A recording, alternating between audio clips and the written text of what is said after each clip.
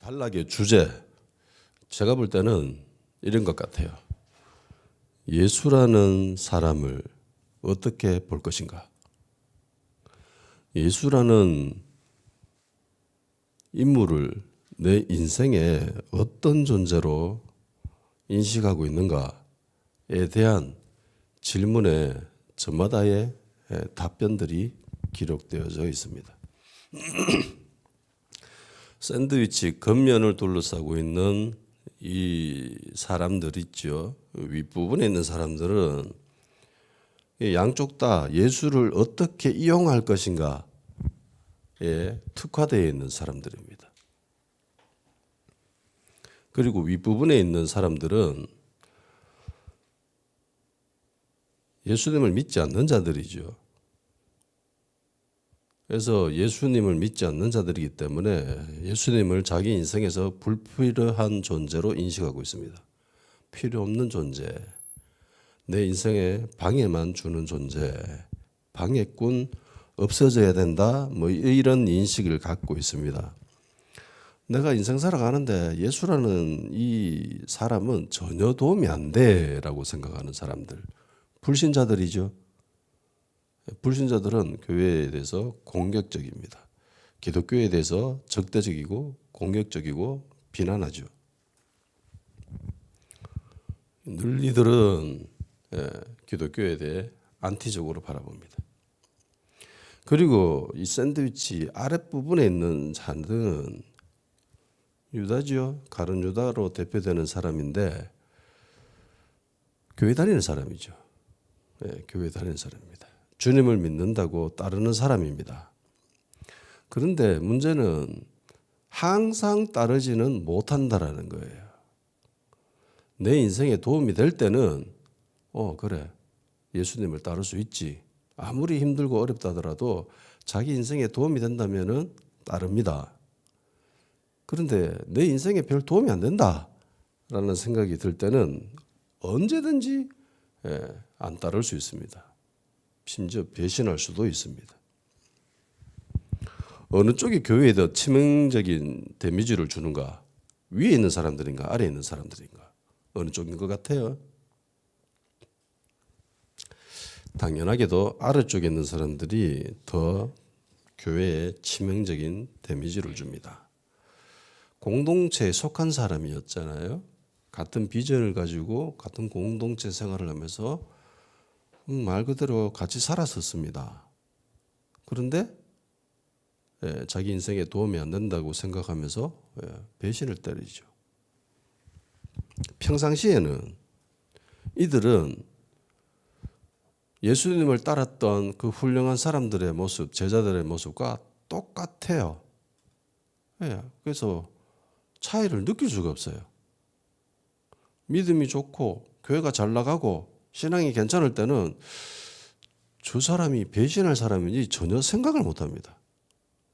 가룟 유다가 예수님이 이런 모습을 보이기 이전까지 제자들 중에 누가 가룟 유다가 배신할 거라고 생각을 했겠습니까? 전혀 없죠. 아무도 그런 생각을 안 했을 겁니다. 제자들이 예수님을 따르고 있다가 가룟 유다가 배신하는 것을 뒤늦게 알았습니다. 그 충격이 어땠을 것 같아요? 엄청나죠? 믿는 도끼에 발등찍 끼면은 그게 더 아픕니다. 평상시에는 이들의 모습이 신앙 있는 사람들과 다를 바가 전혀 없기 때문에 알 수가 없어요. 속을 알 수가 없습니다. 그래서 이들은 교회를 충분히 속일 수 있고 해서 교회에 엄청난 데미지를 줍니다. 실상이 드러났을 때. 뭐 그렇다고 이들을 그렇게 무서워할 필요도 없습니다. 왜냐하면 예수님은 유다가 배신할 거 알았죠. 예수님은 유다가 배신할 거 알았습니다. 심지어 네 할 일을 하라 하면서 그렇게 등 떠미다시피 보내기도 하셨습니다. 예수님은 알면서도 유다를 데리고 다녔습니다. 심지어 그 중요한 직책인 돈꾀를 바뀌었죠.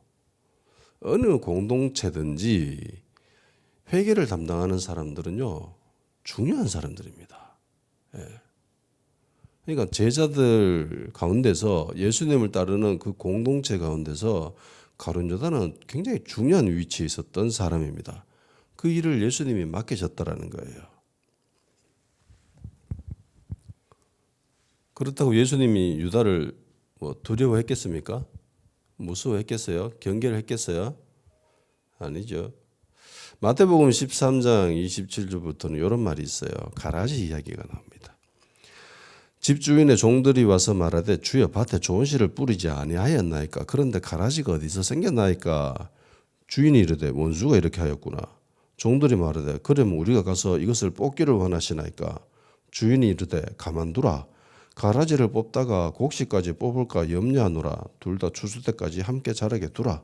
추수 때에 내가 추수꾼들에게 말하기를 가라지는 먼저 거두어 불사르게 단으로 묶고 곡식은 모아 내 곳간에 넣으라 하리라.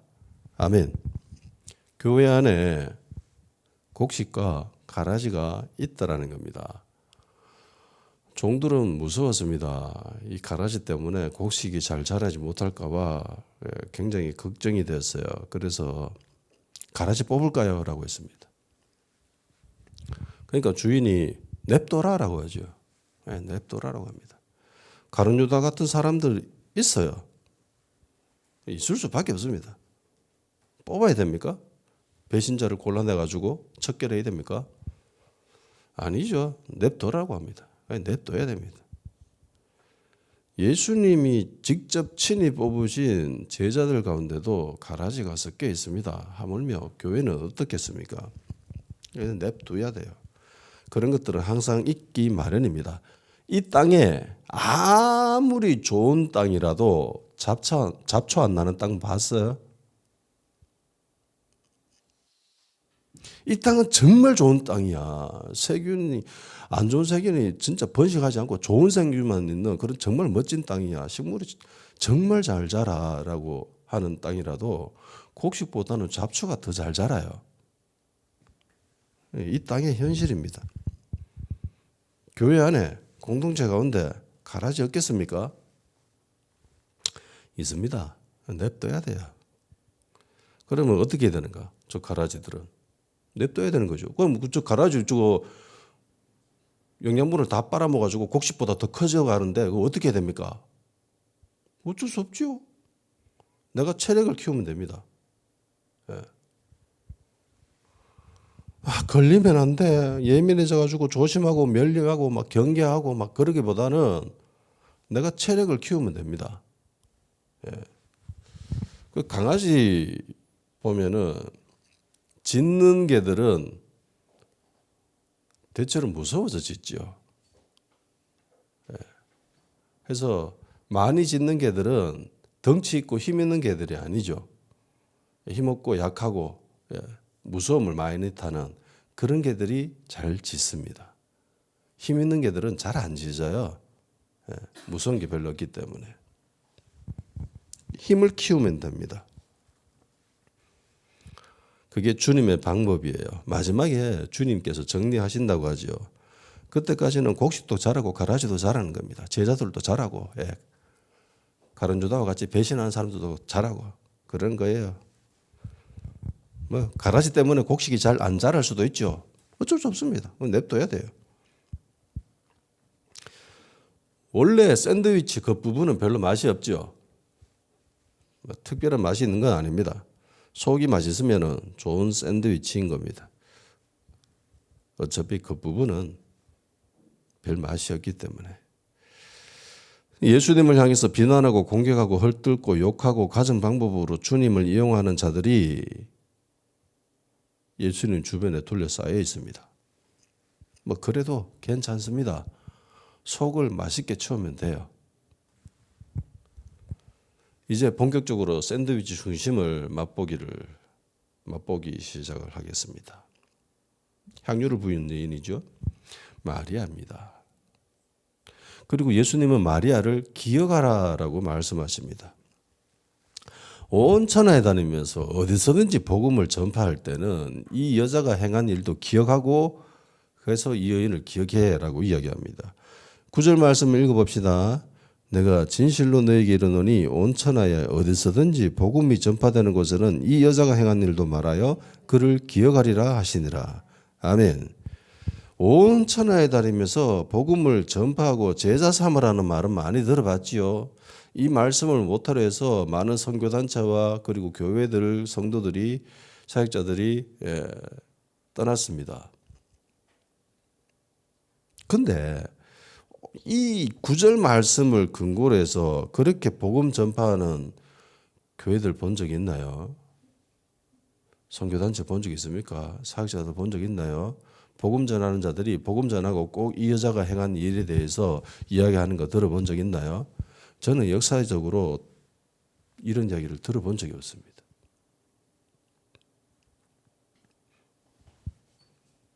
복음을 전파하는데 전도지 많이 이렇게 돌아다니면 전도지를 봤잖아요. 전도지에 이 여자가 행한 일을 기록한 전도지는 단 한 번도 구경한 적이 없습니다. 뭐 유명 연예인 이야기 그런 거, 뭐 교리 이야기 이런 것들은 많이 봤지만은 이런 이야기는 한 번도 본 적이 없어요. 그런데 예수님은 복음 전파할 때 이 여자가 행한 일을 이야기하라고 하죠. 이야기하라고 합니다.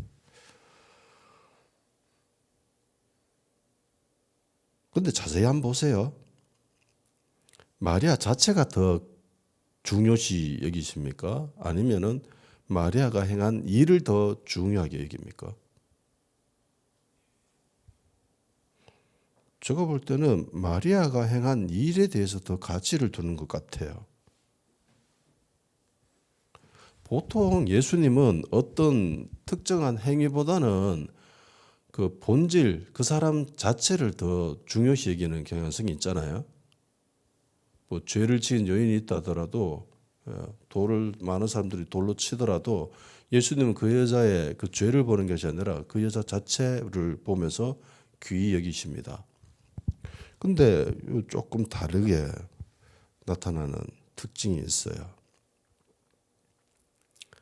이것뿐만이 아니에요. 자세히 살펴보면은 좀 이상한 데가 있어요. 자, 이 여자가 행한 일이 귀하다고 칩시다. 굉장히 중요한 일이래요. 뭔지는 모르겠지만. 그러면 아무 때나 이야기할 수도 있는 거 아니에요? 왜 꼭 굳이 복음이 전파되는 곳이어야 할까요? 제자 훈련하면서 그때 이야기해도 되잖아. 근데 꼭 복음이 전파될 때 이 여자의 이야기를 하라고 합니다. 그러니까 초신자들에게 이야기를 하래. 완전 생짜배기. 복음에 대해서 아무것도 모르는 사람들이 제일 처음에 예수님의 복음을 전파할 때에 이 여자 이야기를 하라고 합니다. 근데 교회는 이렇게 한 적이 한 번도 없어요. 왜냐하면 이 이야기는 굉장히 깊이가 있어요. 성도들이 받아들이는데. 초신자들이 이 이야기를 듣고 기분이 어떨 것 같습니까? 이 이야기가 적용되어지는 사람들이 어떤 사람들일 것 같아요? 교회에서 초신자일까요? 아니면 중급자 이상일까요? 제가 볼 때 보통 이 이야기는 교회의 직분 맡아가지고 뭐 교회 일을 막 많이 해야 되는 사람들 있잖아요. 그런 사람들에게 대해서 좀 이런 이야기들을 많이 하는 경향성이 있습니다.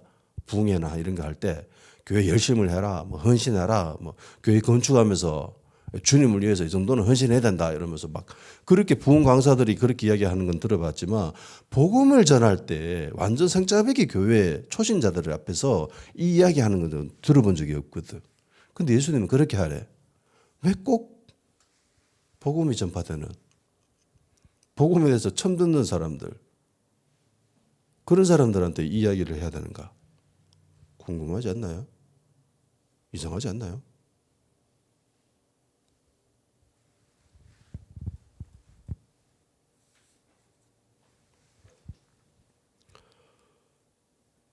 앞에서 이런 이야기를 했습니다. 이 단락의 주제는 예수님을 어떻게 인식할 것인가? 예수님을 내 삶에서 어떤 존재로 인식하고 반응할 것인가에 대한 이야기다라고 했습니다. 그 부분에 있는 사람들은 예수님을 이용하는 자들이죠. 예수님으로부터 무엇을 얻을까? 거기에 몰두하고 있는 사람들의 모습입니다. 얻을 것이 있을 때는 따르고 얻을 것이 없다고 생각할 때는 얼마든지 포기할 수 있는 사람들, 배신할 수 있는 사람들, 심지어 방해된다고 생각하면은 내 것이 빼앗길 수도 있다라고 생각이 들 때는 죽여버릴 수도 있는 그런 사람들. 반면에 속을 채우고 있는 이 사람들은, 마리아로 대표되는 이 사람들은요, 예수님에게 무엇을 드릴까에 대한 질문에 굉장히 골몰하는 사람들입니다. 집중하는 사람들입니다.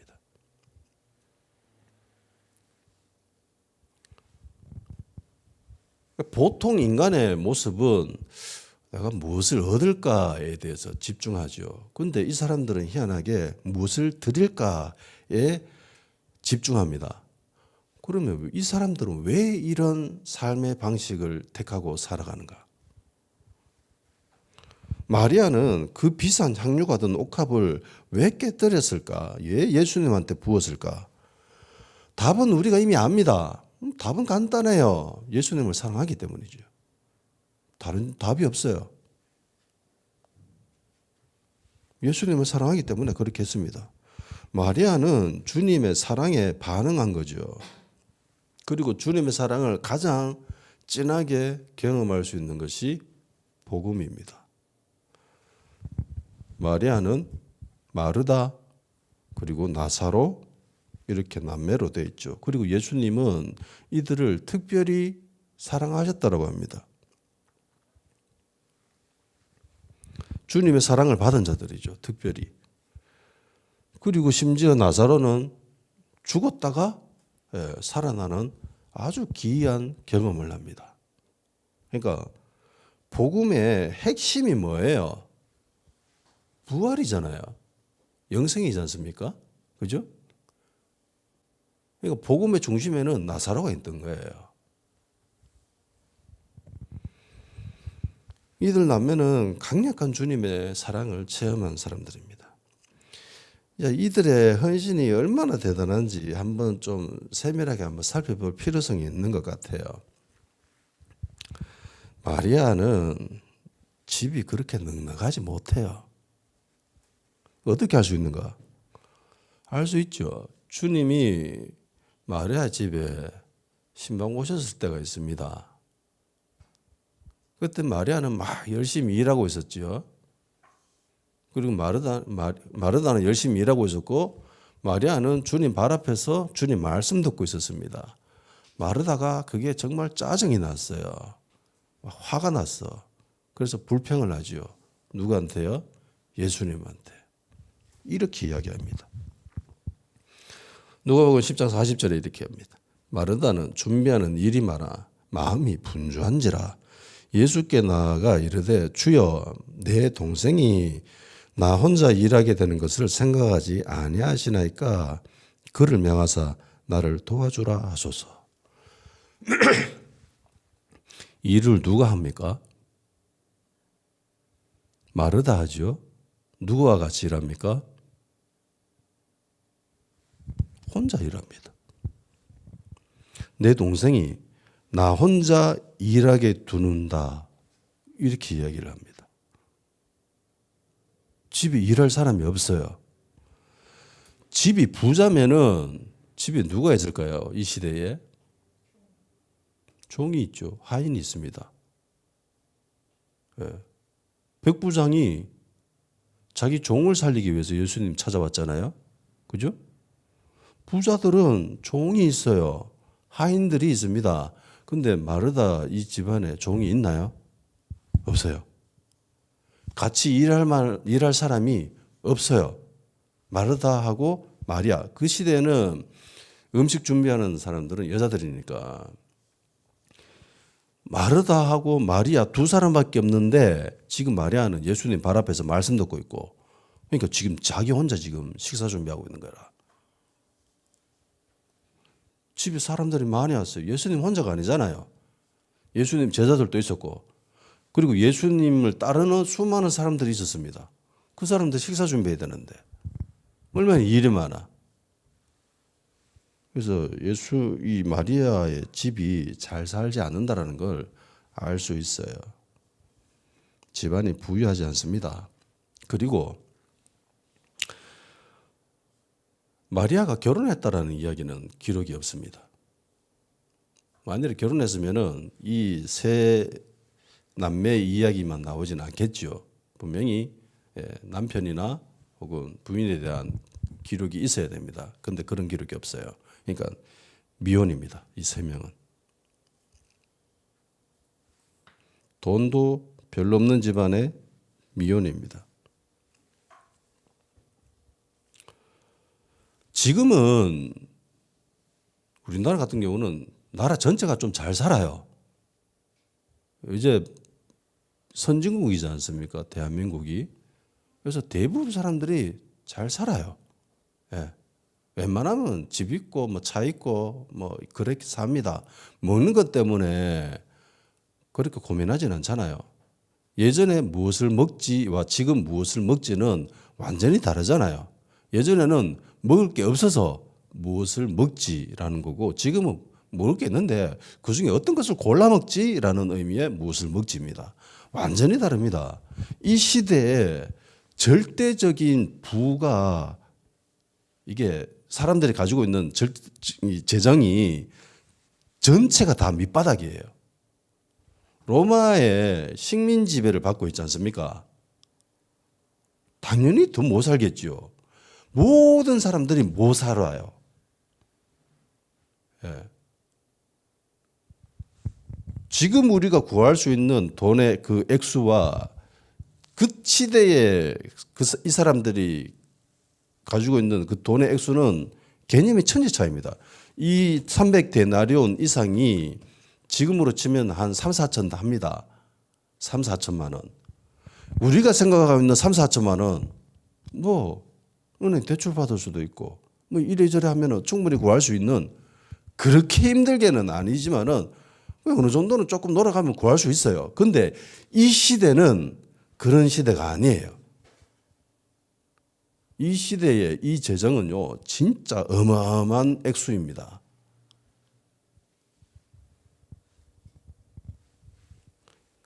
지금도 4천만 원 되는 돈을 예배드리러 나와가 한꺼번에 헌금 드렸다고 생각해 보세요. 한 사람이 어떤 사람이 와가지고 헌금하는데 교회에 4천만 원을 헌금합니다. 놀랍지 않나요? 대단한 거예요, 진짜. 그죠? 요즘도 이런 일은 쉽지가 않아요. 그런데 그 당시에 집이 부유하지도 않고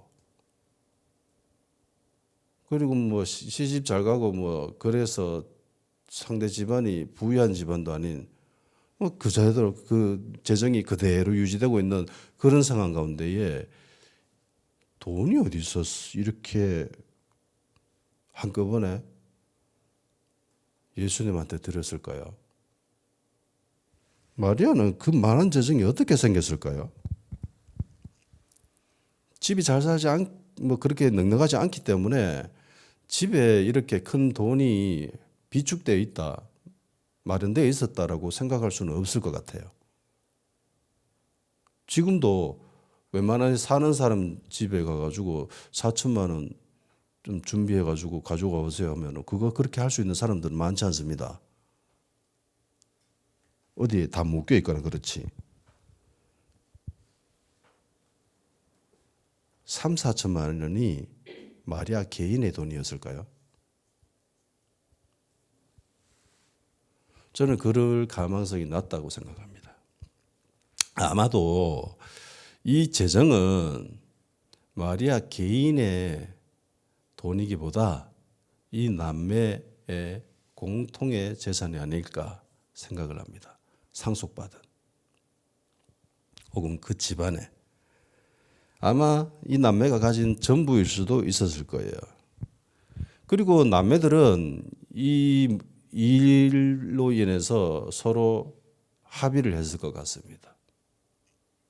마리아가 독단적으로 자기가 4천만 원이 있어가지고 이렇게 했다라고는 저는 생각하지 않아요. 지금도 이게 어마어마한 금액인데 미혼이잖아요. 그죠? 3명 다. 돈도 집안이 넉넉하지도 않고. 그런데 이 많은 금액을 향유를 사는데 다 썼다. 그리고 그걸 깨뜨려서 예수님 머리에 부었다. 이거 단독적으로 그렇게 일을 하지는 않았을 겁니다.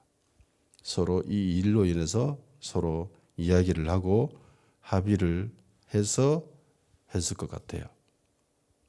물론 계획을 짜고 주도적으로 일한 사람은 마리아이겠지만 굉장히 아름답지 않습니까? 충분히 서로 합의를 하고 이야기를 나눠서 결정했다고 생각합니다.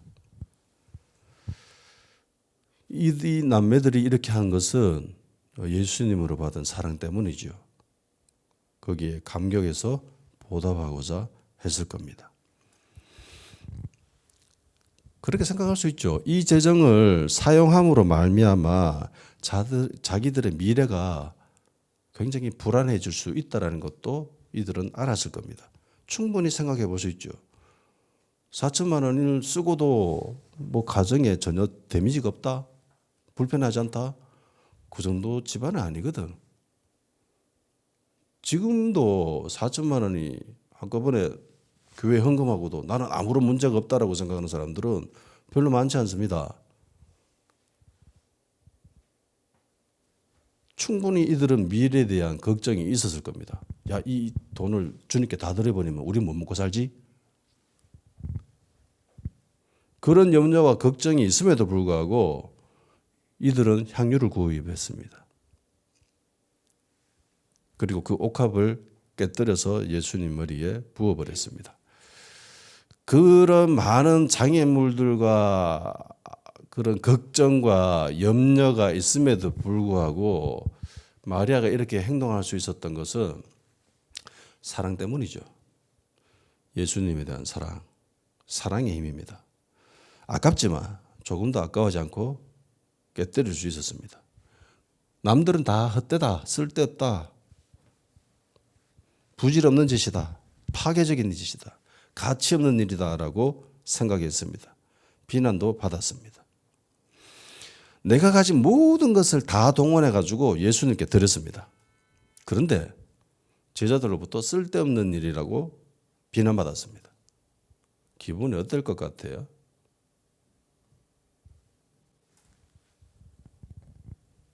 마리아도 이게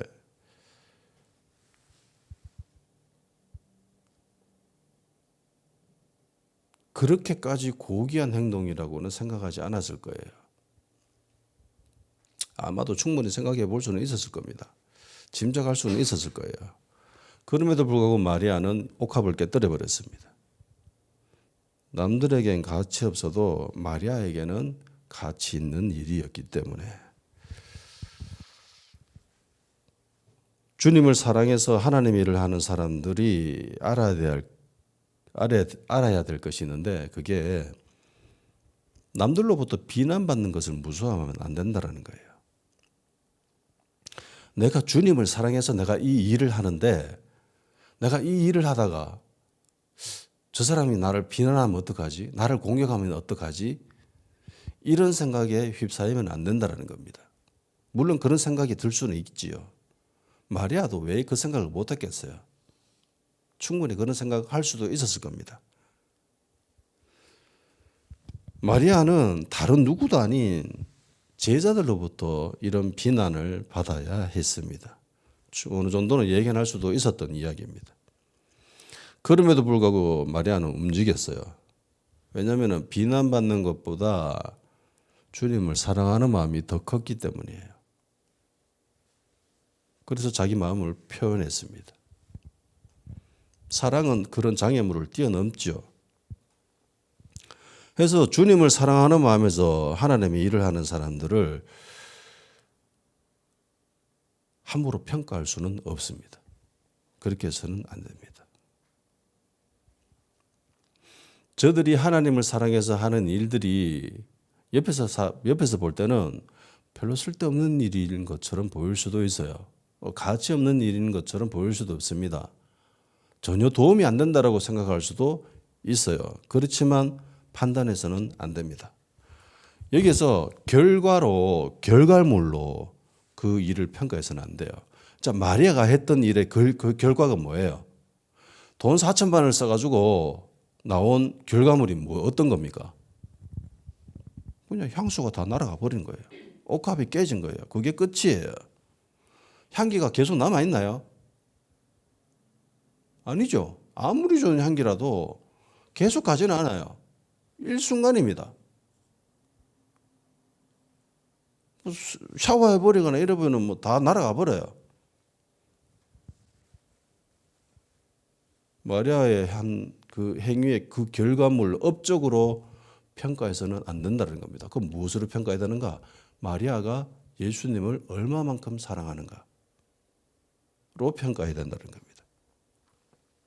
그런데 사랑하는 사람들이 하는 행위를 보면은요, 이게 좀 우스워요. 우습고 어리석어 보이고 그럴 때가 많아 보입니다. 쓸데없어 보일 때가 훨씬 더 많아 보인다는 겁니다.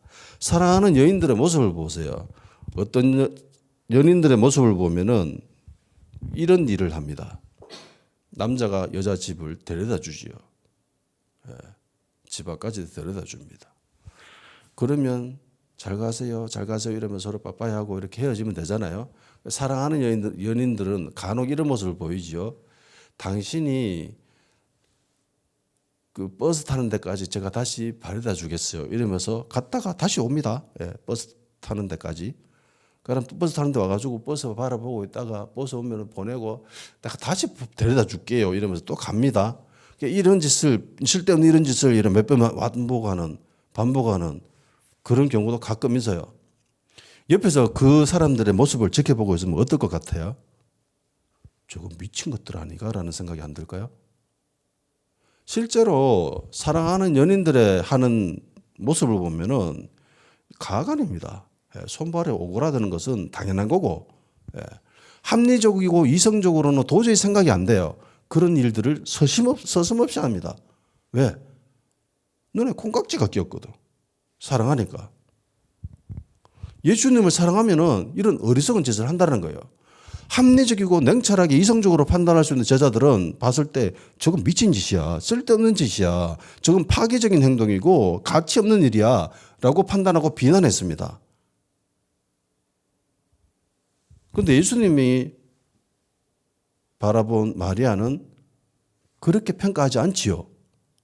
예수님은 마리아의 그 마음을 보신 거죠. 중심을 보신 겁니다. 예수님을 사랑하는 그 마음을. 똑같아요. 교회 안에서 예수님을 사랑하는 사람들, 막 예수님이 정말 좋고, 막 하나님이 너무나 좋고 이래가지고 그렇게 하는 사람들의 모습을 보면은요, 모든 교회에 있는 사람들이 만족해하는 그런 모습을 보이지 않아요.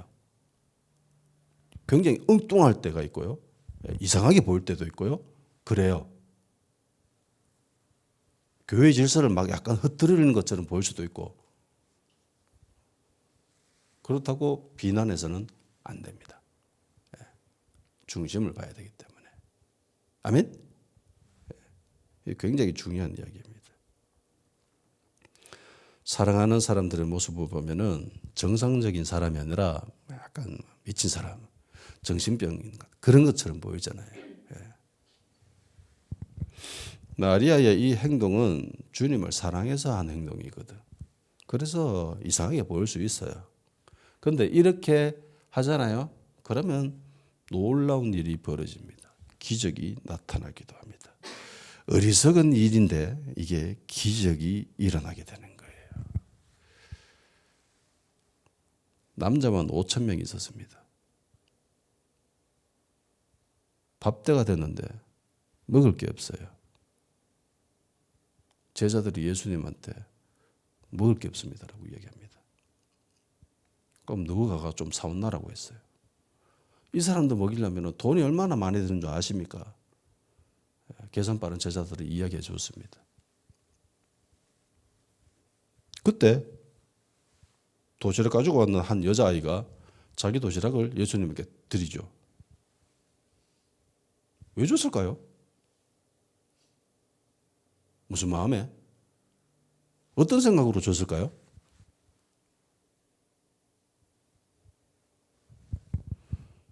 이 여자애는 자기 것을 들여가지고 조금이나 도움이 되기를 원했겠죠.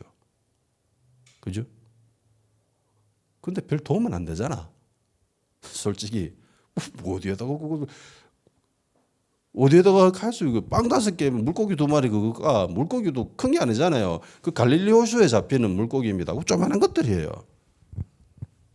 그거 누구 코에 붙여 그거 진짜 별 도움이 안 됩니다. 근데 주님을 사랑해서 드린 그 자그마한 손길로 인해서 기적이 일어나죠. 어마어마한 일이 일어납니다. 해서 믿음이라고 하는 거, 신앙생활이라고 하는 거에 합리적이고 이성적이지만은 않다라는 겁니다. 물론 대체적으로 이성적이고 합리적인 사고를 해야 될 때가 있지만은 늘 이성적이고 늘 합리적으로만 생활해서는 절대로 성장하지 않습니다. 믿음이 자라지 않아요. 신앙이 성장하지 않습니다. 이 신앙이 성장하고 자기가 가지고 있는 이 울타리를 뛰어넘으려면은 반드시 이런 합리적이고 이성적인 사고를 포기해야 될 때가 있습니다. 과감하게 포기를 해야 돼요.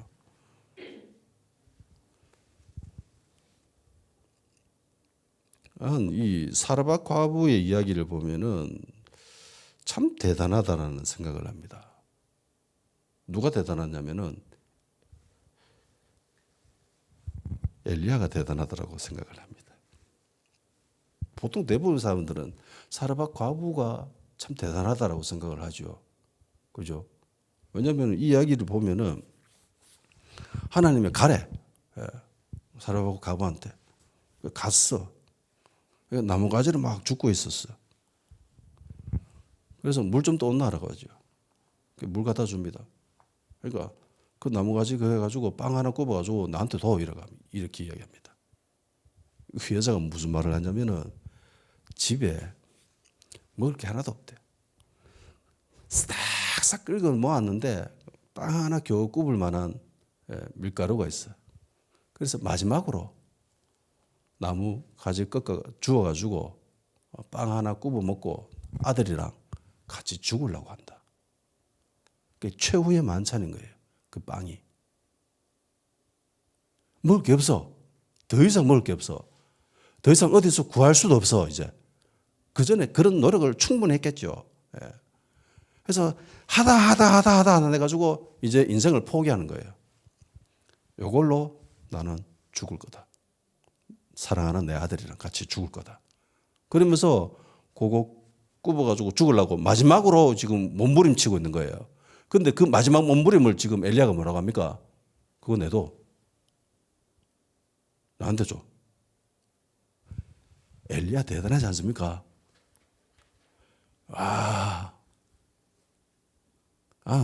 나는 이렇게 못할 것 같아 진짜.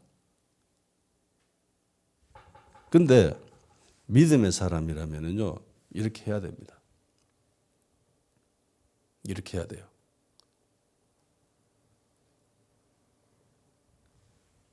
애굽을 탈출할 때에 하나님이 이스라엘 백성들한테 이렇게 얘기합니다. 애굽 사람들한테 가가지고 너희들이 필요한 것들을 달라고 해라. 그렇게 이야기를 해요. 근데 한번 생각해 보세요. 애굽 사람들이 10가지 재앙을 누구 때문에 그렇게 당했어요? 애굽 사람 입장에서. 이스라엘 사람들 때문이잖아. 이스라엘 사람이 아니면은 자기들은 그런 피해를 입을 필요가 전혀 없죠. 제사상의 피해를 입을 필요도 없고 그리고 사랑하는 자기 아들, 장자가 죽을 일도 전혀 없습니다. 걔네들 입장에 있어서 봤을 때에. 그런데 이상하게 하나님은 그 사람들한테 가가지고 돈 달라 해라, 금 달라고 해라, 은 달라고 해라, 그렇게 이야기합니다. 이게 불편했던 사람들, 우리 때문에 저 사람들은 저래 피해를 입었는데 어떻게 염치 없이 가가지고 돈 달라고 합니까? 은 달라고 합니까? 라고 생각하는 사람들은 출애굽할 때 가진 재물이 있어요, 없어요? 없어요. 근데 하나님 말씀대로 뭐 저 사람들이 내 때문에 피해를 입었거나 말거나 나는 말씀에 순종할 것이다라고 생각해서 말씀에 순종해서 가서 금 주세요. 얼마만큼 드릴까요? 가지고 있는 만큼 다 줄 수 있는 것대로 주세요라고 요구한 사람들, 그리고 다른 집에서 가가지고도 또 요구했던 사람들, 그런 사람들은 나올 때 어마어마한 부자가 됩니다. 그러니까 이스라엘 백성들이 이집트에서 살았을 때는 모든 사람들이 다 똑같죠. 다 하인이고 종들이기 때문에 잘 사는 사람들의 부의 빈부격차가 거의 없어요. 그런데 출애굽할 때 여기에 엄청난 빈부의 격차가 생겨버립니다. 결정적인 이유는 믿음에 따라 말씀대로 움직인 사람들이죠.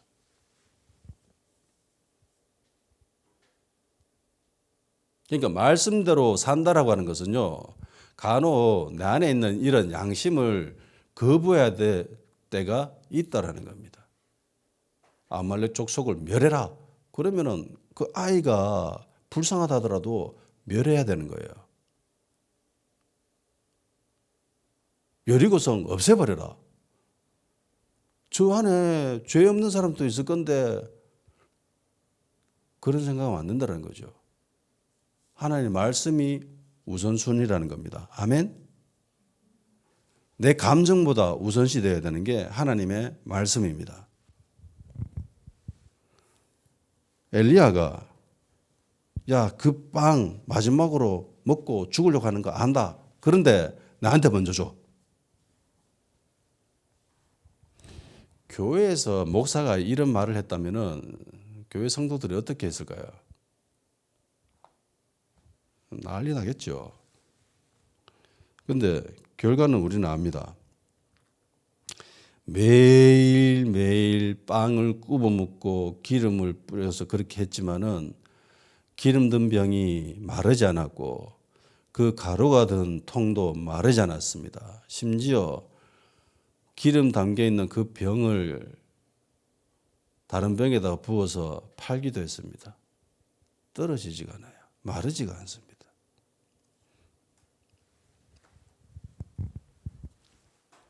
교회가 성장하고 발전하고 그러려면은 이런 비이성적이고 비합리적인 자들의 모습 때문에 그렇게 된 때가 아주 많다라는 거예요.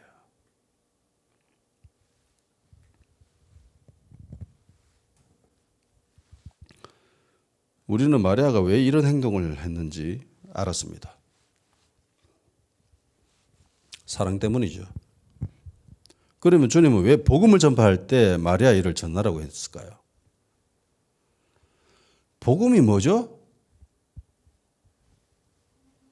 복음의 핵심 메시지는 예수님이 우리 죄를 위해서 십자가에 달리셨고 우리 대신에 죽음을 당하시고 우리를 구원하셨다. 부활하셨다. 이런 거죠.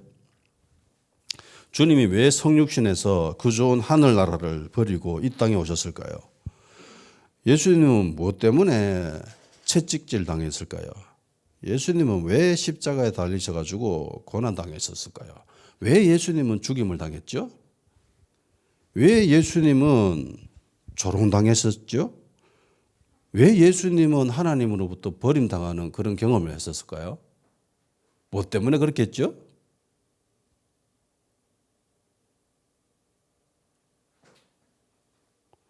하늘나라가 살기 좋습니까? 이 땅이 살기 좋습니까? 하늘나라예요. 예수님은 창조주이십니다. 예수님이 하나님이잖아요. 그리고 이 땅에 있는 우리들은 피조물입니다. 예수님이 만드신 존재예요. 그런데 그 존재로부터 조롱당합니다. 그런 존재로부터 채찍질 당해요. 그런 존재로부터 심지어 죽임을 당해요. 이런 경험을 왜 해요? 미치지 않고서야.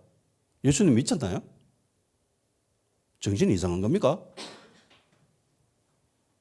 맞지요. 예수님은 미친 게 맞습니다. 예수님은 정신이 이상한 게 맞습니다. 왜요? 사랑에 미친 사람이죠.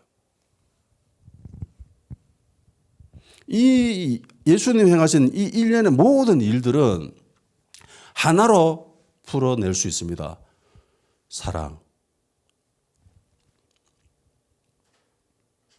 요한복음 3장 16절 하나님이 세상을 이처럼 사랑하사 독생자를 주셨으니 이는 그를 믿는 자마다 멸망하지 않고 영생을 얻게 하려 하심이라. 아멘. 뭐 때문에요? 사랑하니까. 너무너무 사랑해서. 주님은 우리를 사랑하셔서 우리를 구원하셨습니다. 사랑하셔서 이 땅에 오셨고요. 사랑하셨기 때문에 채찍질당하시고 사랑하셨기 때문에 십자가에 달리시고 사랑 때문에 죽임당하셨습니다. 사랑하기 때문에 사람들로부터 버림당하고 제자들로부터 버림당하고 배신당하고 사랑 때문에 하나님께 버림당하고 모든 것이 사랑 때문이었습니다. 대가를 바르셨나요? 이스라엘 사람들에게 나무에 달린 것은 하나님으로부터 저주받았다라는 상징입니다. 예수님이 나무에 달리셨죠. 하나님으로부터 버림받았다는 증거예요. 저주받았다는 증거입니다. 예수님은 왜 이런 일을 당하셨는가? 사랑 때문이죠. 그러면 예수님은 어떤 대가를 바라고 이런 일을 했어요?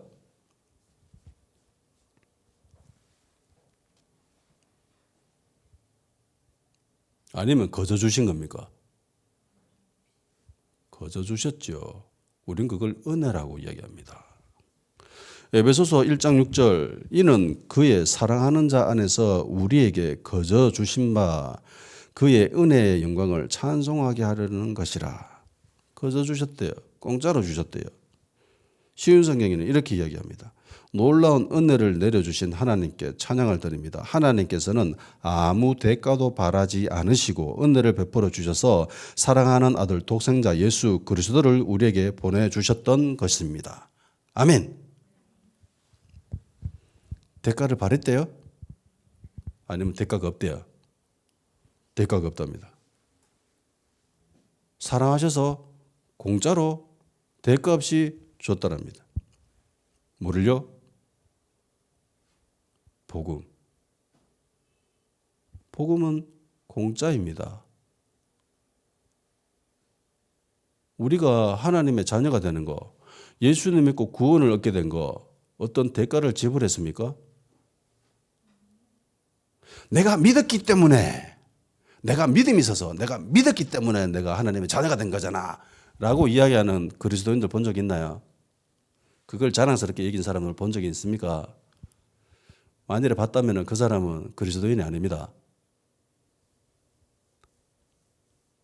예수 믿는 사람이 아니에요.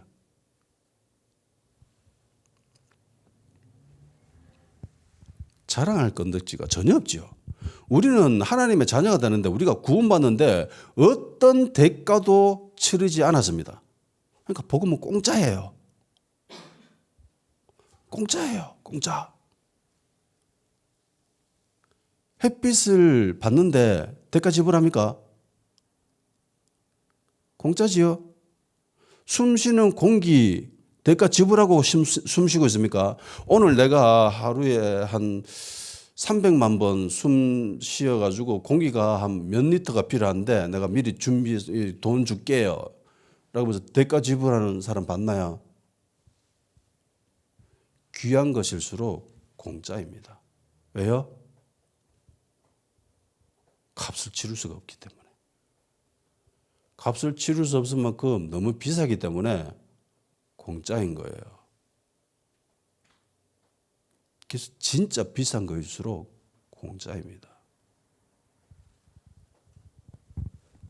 복음이 얼마만큼의 가치가 있을까요?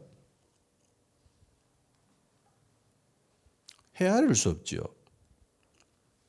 우리는 공짜로 재시즌 받았고요. 우리는 공짜로 구원받았고 우리는 공짜로 하나님의 자녀가 되었고 우리는 공짜로 영생을 누리게 되었습니다. 아멘? 어떤 사람이 나한테 선물을 주면서 자, 이거 공짜 가져가 라고 이야기합니다. 포장을 해서.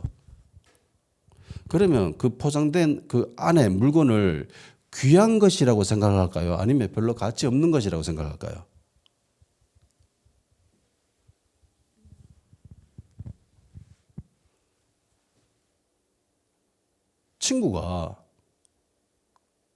잘하는 친구가 포장해가지고 생일 선물로 포장해가지고 이렇게 줍니다.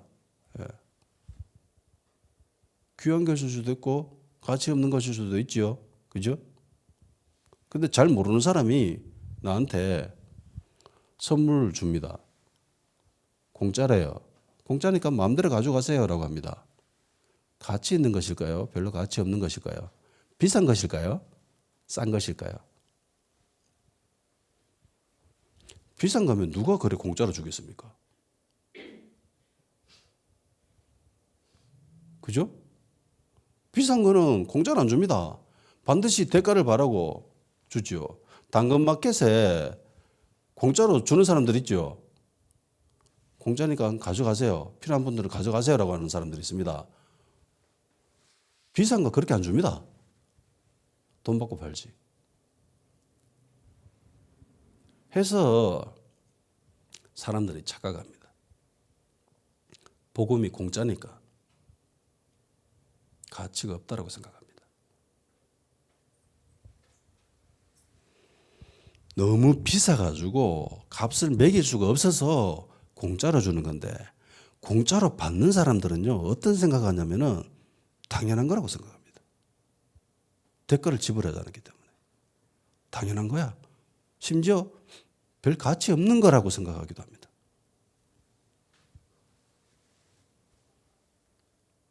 이 생각이 굉장히 위험한 생각입니다.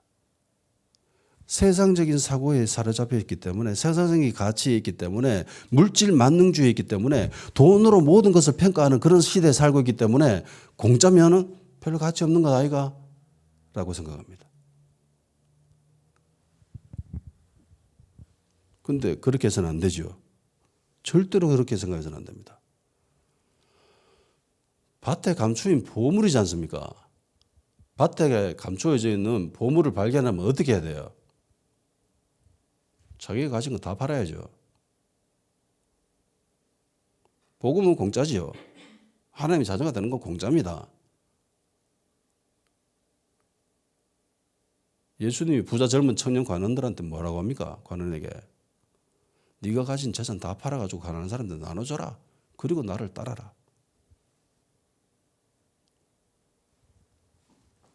복음은 공짜인데 주님을 따르는 데는 대가가 있습니다. 모든 걸 포기해야 됩니다. 베드로가 이야기하죠.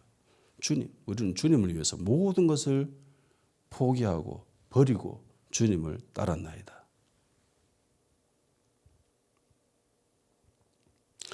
마리아는 가치를 발견한 거죠. 그 값을 알았기 때문에 반응하려고 한 거예요. 복음의 진정한 의미를 발견한 겁니다. 그 가치를 발견한 거예요. 주님의 사랑에 비해서 이 돈 4천만 원은 아무것도 아니야. 그런데 내가 주님의 사랑을 받았는데 내가 어떻게 가만히 있을 수 있어? 자기 남매들끼리 모여서 이야기합니다. 야, 우리가 주님 때문에 이런 사랑을 받았다. 나사로야, 너는 주님 때문에 다시 살아났잖아. 그러니까 우리가 우리의 사랑을 좀 표현하자. 분위기 보니까 좀 이상한 것 같아. 그래서 자기 나름대로 성령의 감동을 받아가지고 그렇게 준비를 한 거예요.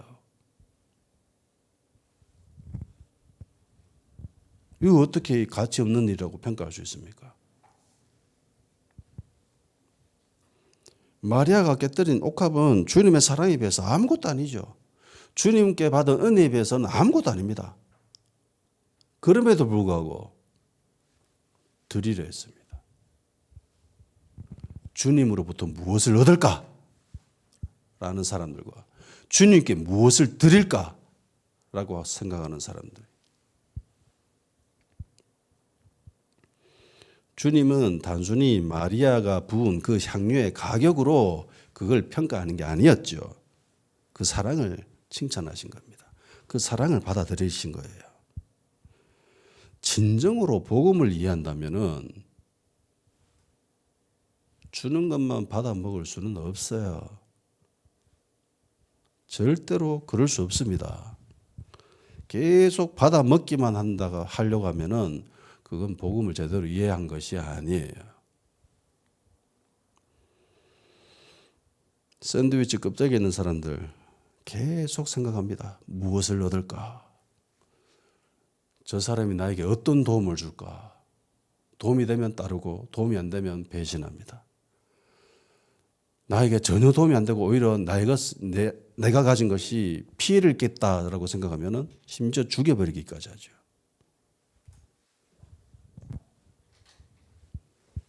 그래서 예수님이 내 인생에 도움이 되나 안 되나 이걸로 평가해서는 안 됩니다.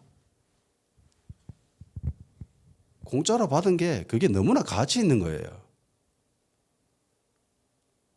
이 세상 그 무엇과도 바꿀 수 없는 겁니다. 복음은 우리가 소유한 그 어떤 것보다 가치 있는 겁니다. 그 이상이죠. 심지어 내 생명보다 존귀한 분이 예수님이십니다. 아멘. 내 생명을 버리면서까지 따라야 될 대상이 예수 그리스도입니다.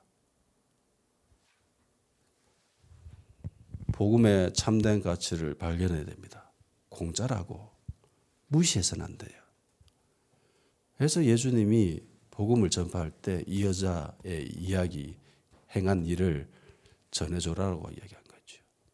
복음은 공짜지만 그 공짜를 받아들인 사람, 예수님의 사랑을 받아들인 사람은 이렇게 행동하는 거야. 신뢰를 보여주는 거죠. 근데 요즘 교회에서는 이렇게 안 하죠. 왜? 부담될까 봐. 부담돼서 교회를 떠날까 봐. 두려워합니다. 기도합시다. 주님을 이용하는 신앙, 무엇을 얻을까?